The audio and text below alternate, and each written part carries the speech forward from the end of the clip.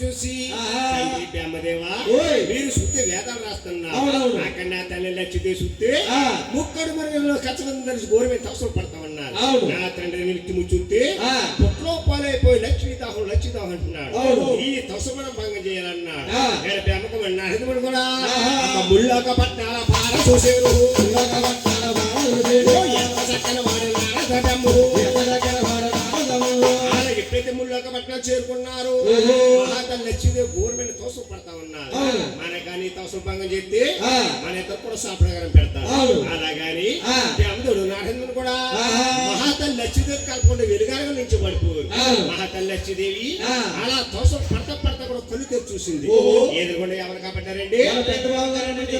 ఓ పెద్ద బాబు గారు కాపాడ్డాడు ఆ పెద్ద బాబు గారు చూసి మహాతల్లి లక్ష్మీదేవి ఏమంటుందా అయ్యో ఏమయ్య బాబయ్యో పెద్ద బాబా గారు నీకు 10,000 దండాలు పెద్ద మహావియు 10,000 దండాలు పెద్ద బాబా గారు 10,000 దండాలు పెద్ద మహావియు మీరు విన్నారా బాబయ్యు ఈ ఒక్క మాట 10,000 దండాలు పెద్ద బాబా గారు ఎన్నారా బాబయ్య ఈ ఒక్క మాట ఏమండి పెద్ద బాబు గారు మీకు 10,000 దండాలండి ఈ తమ్ముడు చేసే పని చూసావా ఎవరో గడ్డలు వారు వచ్చారు సాధ్యత అనేది కాకుండా ఈ శాస పని మీద చూడు కాలు పడుతున్నా ఈ లోకులంటి పెద్దలు ఎల్లారి పొద్దున్నా అలాగన్నా పుట్టుడిని వచ్చేసాను లక్ష్మి నా తమ్ముడు తప్పుగా అర్థం చేసుకున్నా నా పొద్దు మారేసంటే అరకొల్లో 3 రత్నం కలవాడు నా లోకం వచ్చాడు నా శాపనగారం పెట్టాడు కైలాస పట్నం వెళ్ళి